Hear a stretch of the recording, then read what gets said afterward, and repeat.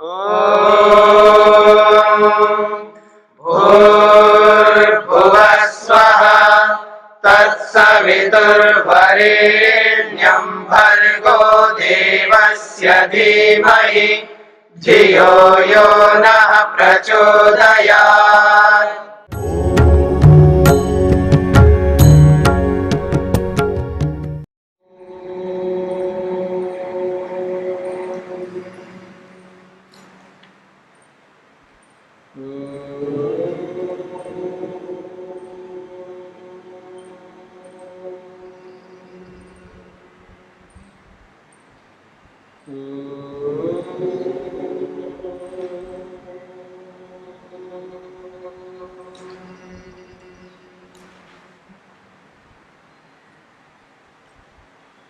सांख्य दर्शन का 80वां दिन, अध्याय 6 है, पृष्ठ संख्या 151, सूत्र संख्या 35। प्रसंग चल रहा है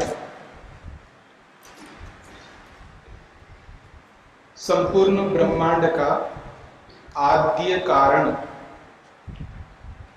प्रकृति है, सत्व रज तम है। इस पर प्रश्न उपस्थित किया था। जैसे प्रकृति यानी सत्वरस्तम नित्य है, वैसा ही पुरुष भी नित्य है। तो क्यों ना पुरुष को इस ब्रह्मांड का आद्य मूल उपादान कारण न माना जाए।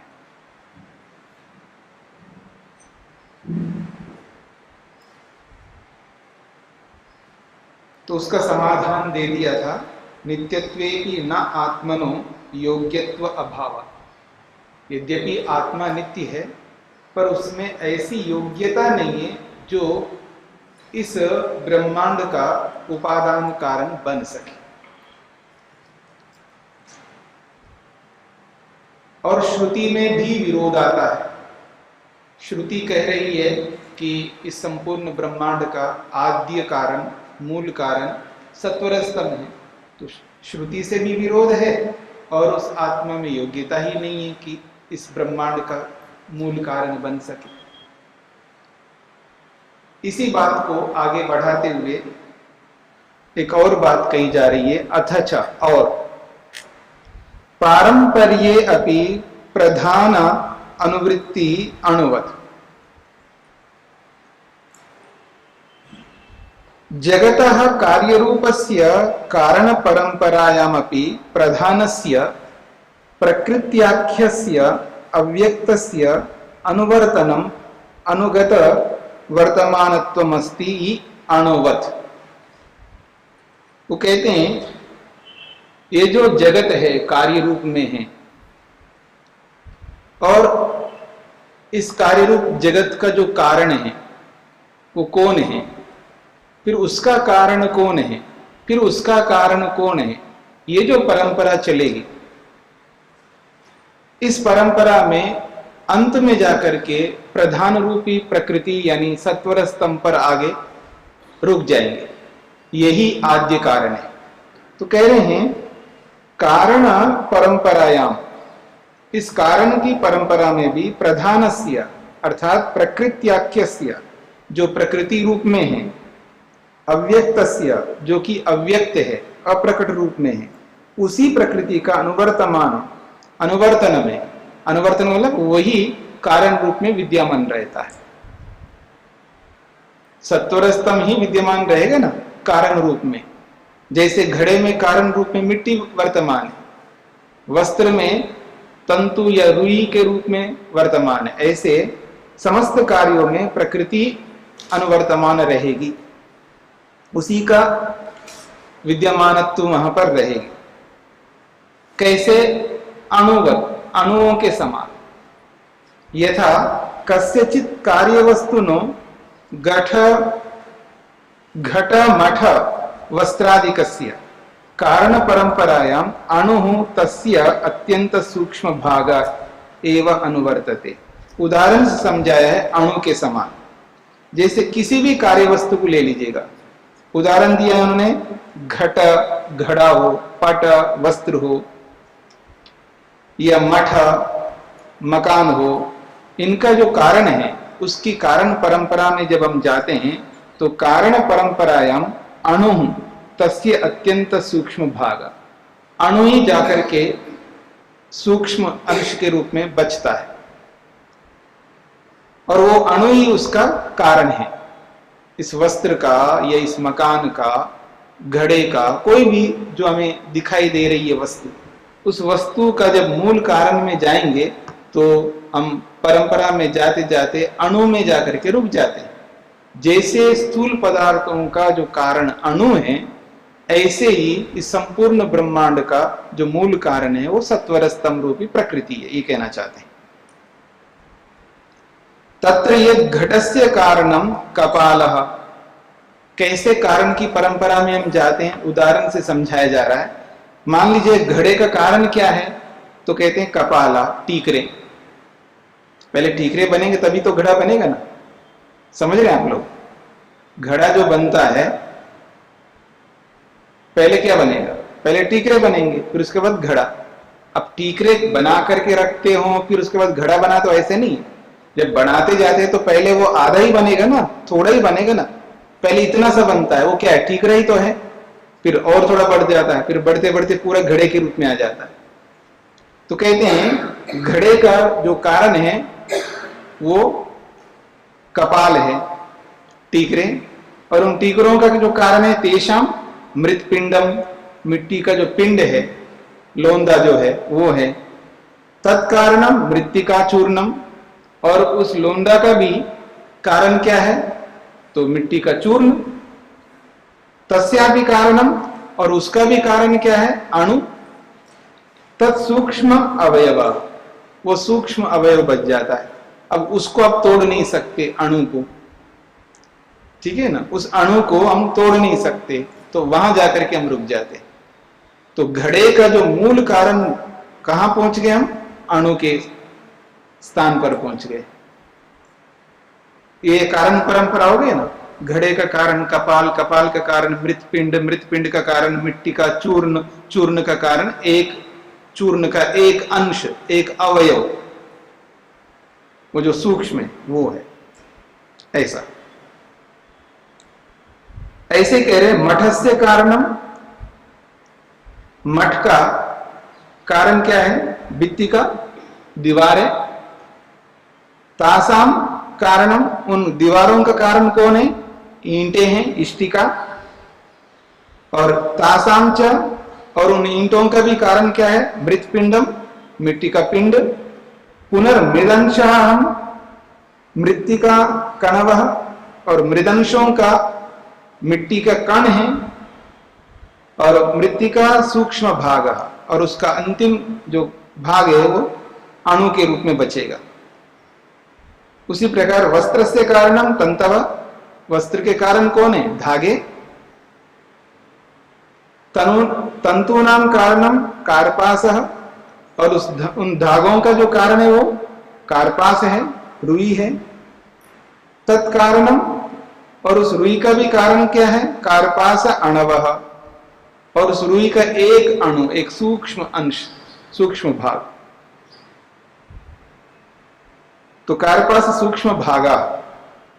एवमेव, इसी प्रकार से समस्तस्य जगतः कारणम पृथिव्यादीनि स्थूलभूतानि, ये समस्त ब्रह्मांड जो हमको दिखाई दे रहा है, इस संपूर्ण ब्रह्मांड का कारण क्या है, तो कहते हैं पृथ्वी आदि स्थूलभूतानि, पृथ्वी, जल, अग्नि, वायु, आकाश, इन 5 महाभूतों से ये समस्त ब्रह्मांड जो दिखाई देने वाला है ये बना हुआ है। और तेषाम कारणम, और उन पृथ्वी आदि 5 महाभूतों का कारण कौन है, तो कहा तन्मात्राणि, तन्मात्र हैं, 5 तन्मात्राएं हैं।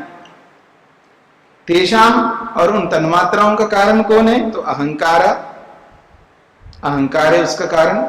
तस्यापि कारणम, उस अहंकार का कारण कौन है, महतत्वम, महतत्व है। पुनः तस्यापि, फिर उस महतत्व का भी कारण कौन है, तो फिर पहुंच गए प्रधानम, प्रकृत्याख्यम, अव्यक्तम, उपादानम, कारणम। तो वो प्रधान है, प्रकृति के रूप में कही जाती है। अव्यक्त जो प्रकट नहीं है इसलिए उसको अव्यक्त के रूप में कहा जाता है।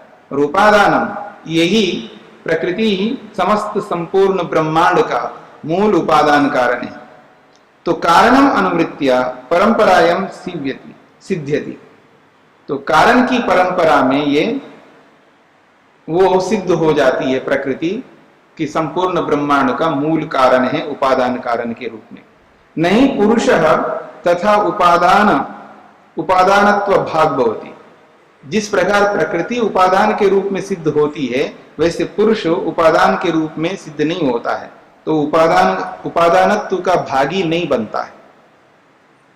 प्रधानी ही सूक्ष्म निरतिशयम कारण परंपराया, इस कारण की परंपरा में कारण का कारण, कारण का कारण ऐसा जानते जानते इस कारण की परंपरा में प्रधान रूपी प्रकृति की अत्यंत सूक्ष्मता है। निरतिशयम सूक्ष्म, सबसे अधिक सूक्ष्मता है, उससे अधिक सूक्ष्म और कोई नहीं है कारण परंपरा में। उक्तम च, ऐसा ही कहा है, न च अलिंगात परम सूक्ष्म अस्ति अतः प्रधाने सूक्ष्मम निरतिशयम व्याख्यातम।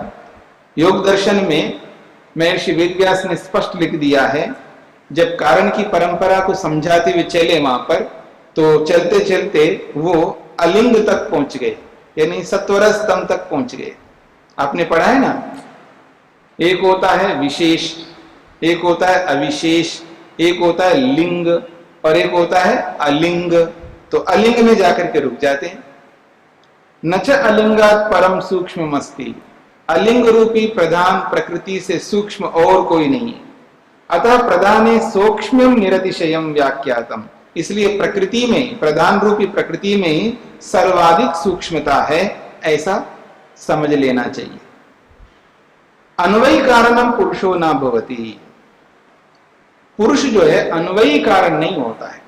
अन्वयी कारण का मतलब है उस कार्य में रहने वाला नहीं होता है। जैसे घड़े में मिट्टी रहने वाली है, घड़े में मिट्टी रहती है ना, तो उसको कहते हैं अन्वयी कारण। अन्वयी का मतलब है उस कार्य में रहने वाला कारण।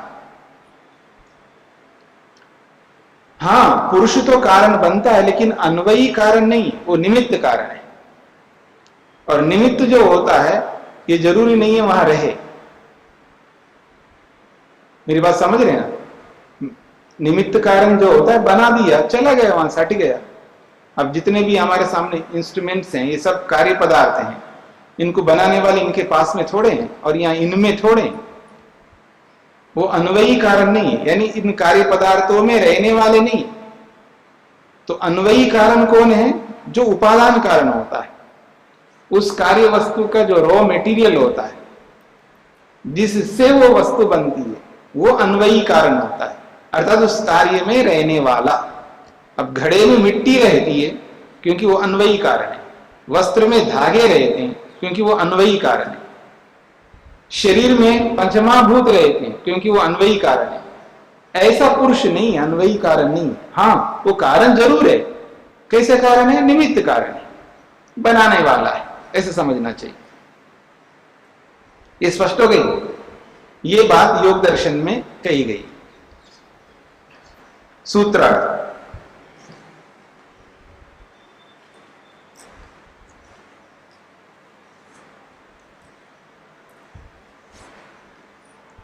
कार्य कारण परंपरा में, कार्य कारण परंपरा में, कार्य कारण परंपरा में भी प्रकृति की विद्यमानता, कार्य कारण परंपरा में भी प्रकृति की विद्यमानता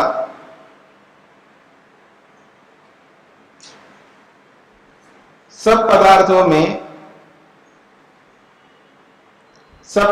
में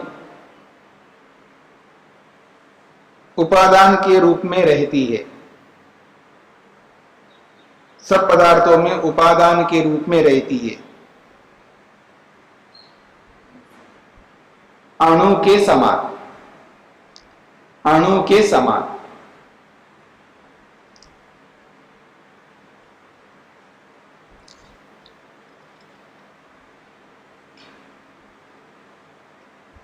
तो सब पदार्थों में कारण के रूप में विद्यमानता रहती है, तो फिर तो ये तो बहुत बड़ी चीज है। तो इसके बारे में कह रहे हैं पुनश्च तस्य, उस प्रकृति की क्या स्थिति रहती है, तो कहते हैं सर्वत्र कार्य दर्शनात् विभुत्वम, वो विभू है, व्यापक है। प्रकृति जो है विभू है, व्यापक है। अब व्यापक से आप ईश्वर की तरह व्यापक नहीं समझना, यह व्यापक मतलब संपूर्ण कार्य पदार्थों में व्यापक है। जहां जहां सृष्टि है वहां वहां प्रकृति है। तो इस रूप में संपूर्ण ब्रह्मांड में प्रकृति व्याप्त है, व्यापक है, विभू है, ये इसका अभिप्राय है। सर्वत्र का मतलब है कार्य दर्शनात्, सर्वत्र कार्य दर्शनात्, सब स्थानों पे कार्य दिखाई देने से, जिधर भी दृष्टि डालो उधर ही कार्य है, सृष्टि ही सृष्टि है। इस सृष्टि का पार ही नहीं पा सका आज तक कोई वैज्ञानिक, कोई साइंटिस्ट। कितना लंबा चौड़ा है संसार, इसका अंत नहीं पा सका, बहुत व्यापक है। तो जहां जहां तक सृष्टि है वहां वहां व्याप्त है कौन? प्रकृति। यही कह रहे हैं सर्वत्र कार्य दर्शनात्, सब स्थानों में सब जगह पर कार्य को देखा जाने से ये प्रतीति होती है कि प्रकृति विभुत्वम, वो विभु है। सर्वासु दिक्षु सर्वस्मिन् ब्रह्मांडे कार्य दर्शनात् तस्य उपादान कारण रूप प्रदानस्य प्रकृत्याख्यस्य अव्यक्तस्य विभुत्वं व्यापकत्वं ब्रह्मांड व्यापित्वं विश्व व्यापित्वम अस्ति।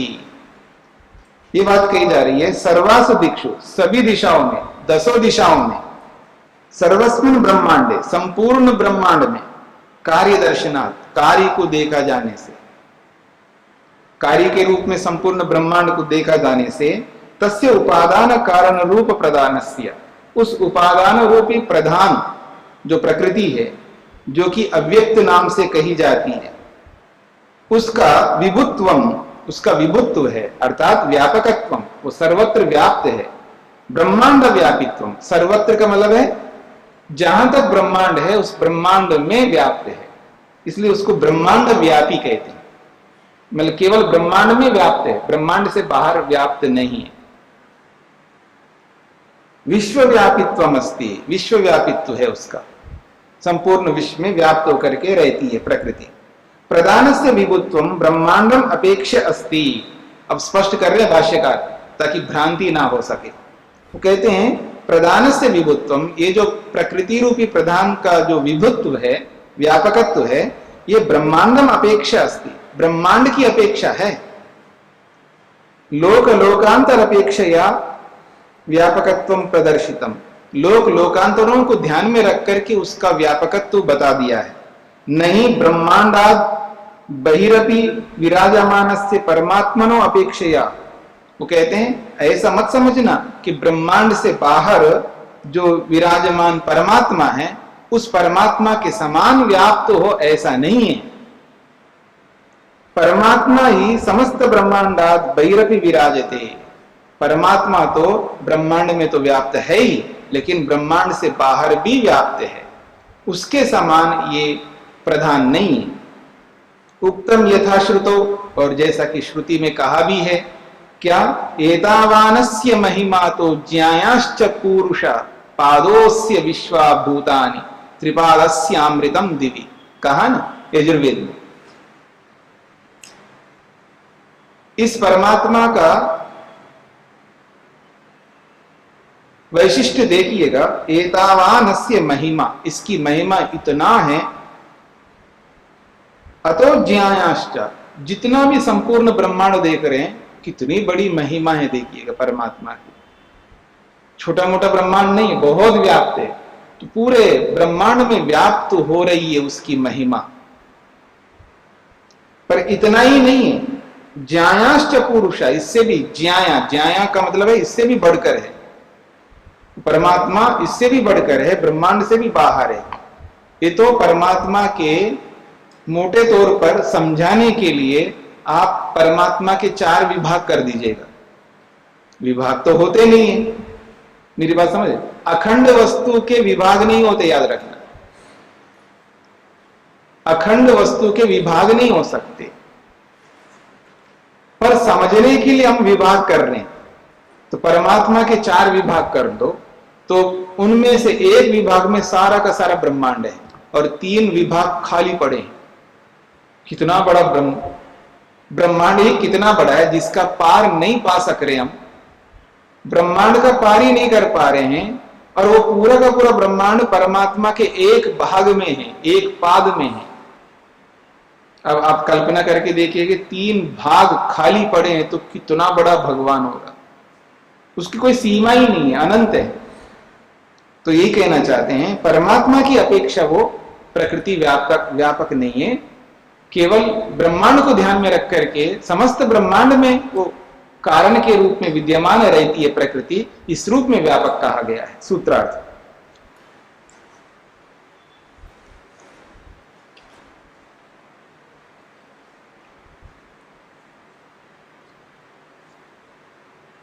ब्रह्मांड के सब स्थानों में, ब्रह्मांड के सब स्थानों में प्रकृति के कार्य देखा जाने से, प्रकृति के कार्य देखा जाने से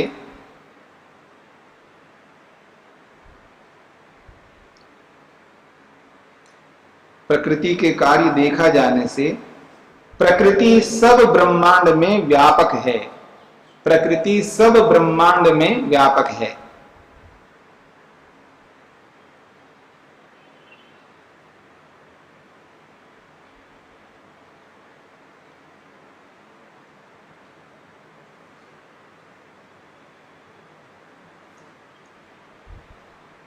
हाँ जी, अब एक भूमिका के रूप में बात कही जा रही है। प्रधानस्य विभुत्वम सर्वत्र कार्यदर्शनाद उच्यते नहीं अनंतत्वात्। कहते हैं परमात्मा का, प्रधान का, प्रकृति का जो विभुत्व, व्यापकत्व आप बता रहे हो, वो सब जगह कार्य को देखा जाने से बताया जा रहा है आपके द्वारा। सब स्थानों में कार्य को देखने से पता लग रहा है कि प्रकृति संपूर्ण ब्रह्मांड में व्याप्त है। नहीं अनंतत्वात्, अनंत होने के कारण से वो विभु नहीं है। बात समझ में आ रही? अनंत होने के कारण से विभु नहीं है। वो विभु कैसे है? पूरे ब्रह्मांड में उसके कार्य देखा जाने से विभु है। जहां जहां कार्य देखो वहां वहां वो विद्यमान है प्रकृति। कहीं कार्य वस्तु हो और वहां कारण ना हो, ऐसा हो ही नहीं सकता। तो पूरे ब्रह्मांड में कार्य को देखा जाने से उसका विभुत्व है, न कि उसके अनंत होने से। जैसे परमात्मा विभु है, क्यों है जी? अनंत है, उसकी कोई सीमा नहीं, इसलिए वो विभु है। समझ में आ रहा है ना?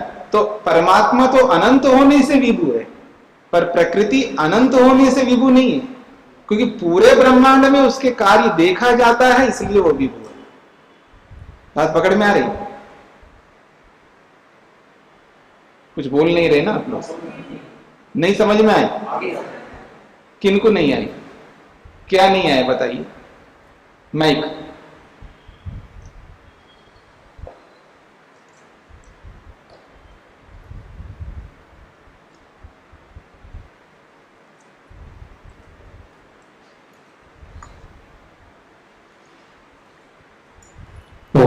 जी, परमात्मा के एक पाद में ब्रह्मांड है और परमात्मा अनंत है।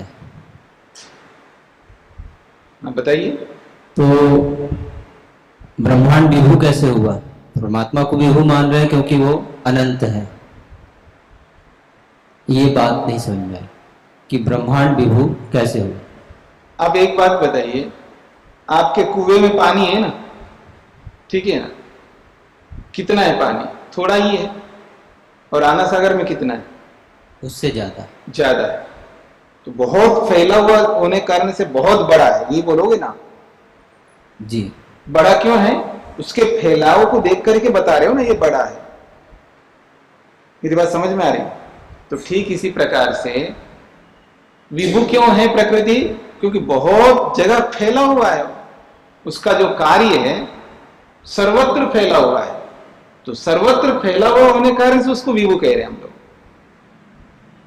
पूरे ब्रह्मांड में फैला हुआ है ना उसका कार्य, इसलिए उसको विभु कह रहे हैं।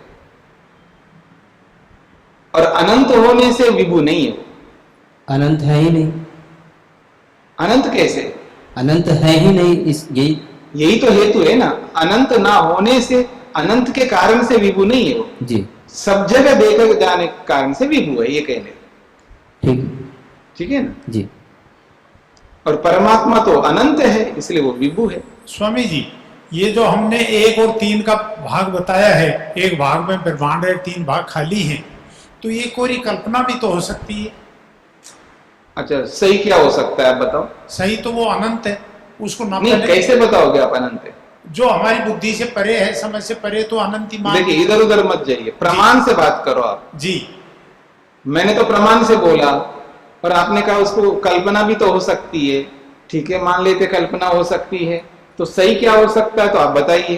तो आप भी जो बोल रहे हो ना जी, आपके पीछे कोई प्रमाण तो है ही नहीं है, आप तो केवल बोल रहे हो ना। तो आपको आधार देना पड़ेगा ना, आपके बोली के पीछे आधार क्या है। आप तो कल्पना करके बोल रहे हो ना जी। पहले इतने ही रहो, पहले इसको समझ लो, बाद में आगे बढ़ना। जी, आप जो बोल रहे हो आप कल्पना के आधार पर बोल रहे हो ना। जी जी ठीक है जी। उसके पीछे कोई प्रमाण नहीं है, नहीं है। अब मैं जो बोल रहा हूं, मतलब यहाँ शास्त्र जो बोल रहा है, मैं का मतलब जो शास्त्र बोल रहा है, महर्षि कपिल जी बोल रहे हैं। नहीं कोई भी बोले, वो प्रमाण से बोल रहे हैं, शास्त्र प्रमाण है ना। तो एक व्यक्ति बोलता है तो शास्त्र के का प्रमाण दे करके बोल रहा है, और एक व्यक्ति शास्त्र का कोई प्रमाण नहीं दे रहा, अपनी कल्पना से बोल रहे हैं। तो प्रमाण को तो आप कल्पना बोल दिया, और अपनी कल्पना को तो आप कल्पना के रूप में समझ ही नहीं पा रहे, तो इसलिए वो कल्पना नहीं है ना। तो अगर शास्त्र जो बोल रहा वो कल्पना है, तो फिर वेद भी कल्पना है, सब कुछ कल्पना हो जाएगी। ऐसा नहीं है ना, क्योंकि प्रमाण काल्पनिक नहीं होता है। प्रमाण जो होता है वो काल्पनिक नहीं होता है, वो यथार्थ होता है। कुछ पकड़ में आया आपको? जी हाँ स्वामी जी, इसमें तो फिर प्रॉब्लम है। अगर एक परमात्मा का जो पूरा अनंतपना है वो ब्रह्मांड से 4 गुना हुआ, तो फिर परमात्मा अनंत कहां हुआ? क्या कहा? एक ब्रह्मांड परमात्मा के 1/4 हिस्से में है जी, तो फिर ब्रह्मांड इंटू 4 इज इक्वल टू परमात्मा का साम्राज्य, परमात्मा का अस्तित्व, तो फिर वो अनंत कहां हुआ? नहीं आप कहना क्या चाह रहे हैं आप? मैं ये कहना चाह रहा हूं, ब्रह्मांड को आपने परमात्मा के 1/4 हिस्सा माना, ये तो आपने 3 बार दोहरा दिया। आप कहना चाहते क्या? उसको कह करके क्या कहना चाहते? मैं ये कहना चाहता हूं कि एक ब्रह्मांड हो गया, दूसरा ब्रह्मांड हो गया, तीसरा ब्रह्मांड हो गया, 4 ब्रह्मांड हो गया। 4 ब्रह्मांड हो तो परमात्मा का आयतन हो गया। अगर नहीं। ऐसा अगर है तो फिर परमात्मा अनंत कहाँ रहा? इसलिए ये निरूपण कि ब्रह्मांड 1/4 परमात्मा है। देखिए, आप जो कहना चाह रहे हैं किसी को नहीं पकड़ में आ रहा है ना, आपको समझ में आ रहा होगा। नहीं, मेरे को समझ में आ रहा है महाराज, आ रहा है ना। मैं समझा तो हूं। आप नहीं समझा पा रहे। मैं समझाता हूं। पहले सुनिएगा, आपने एक बात कही है, हमने जो बात रखी है, यानी शास्त्र ने जो बात रखी है, उसको सबसे पहले समझ लो क्या कहना चाहता है। जब वो समझ में आ जाए तो आप प्रश्न कर सकते हो। जब वो कहा जा रहा है क्या है वो ही नहीं पकड़ में आए तो आपका जो प्रश्न है वो इधर उधर का ही रहेगा। यही कहना चाह रहे हैं, ये जो पुस्तक दिख रहे हैं ना आपको, इस पुस्तक के 4 भाग कर दीजिएगा। एक भाग में ब्रह्मांड है, बाकी 3 भाग खाली है, और वो खाली जो है उसमें भगवान ही भगवान है और कुछ नहीं है। ये कहना चाहता है भगवान इतना बड़ा है, इतना बड़ा है, इतना बड़ा है, उस भगवान के 4 भाग दिया है, बनाया है। तो एक भाग में तो ब्रह्मांड है, बाकी जो 3 भाग है वो तीनों भागों में क्या है? केवल भगवान है। ये बोला जा रहा है वहां केवल भगवान है। तो ब्रह्मांड कितना है? तो परमात्मा के एक भाग में है ब्रह्मांड, बस इतना ही है। तो 4-5 ब्रह्मांड कहां से आ गए यहां पर? नहीं, ये कल्पना इसलिए है कि आपने अभी कहा कि परमात्मा के 1/4 हिस्से में ब्रह्मांड है। मैं गलत सोच रहा हूं? अब बोलिए आगे। नहीं, ये बात तो सही है ना महाराज? हाँ आगे बोलिए। तो जब परमात्मा के 1/4 हिस्से में ब्रह्मांड है, तो ब्रह्मांड को 4 गुना कर ले में तो परमात्मा का आयतन हो गया। ब्रह्मांड को 4 भाग क्यों करेंगे? नहीं, एक कल्पना के हिसाब से नहीं, क्यों करना चाहते हैं? ब्रह्मांड के 4 हिस्से नहीं कर रहा हूं, 4 ब्रह्मांड मिला के एक परमात्मा का आयतन हो गया। मैं यही तो आपसे पूछना चाह रहा हूं, 4 ब्रह्मांड कहां से लाए?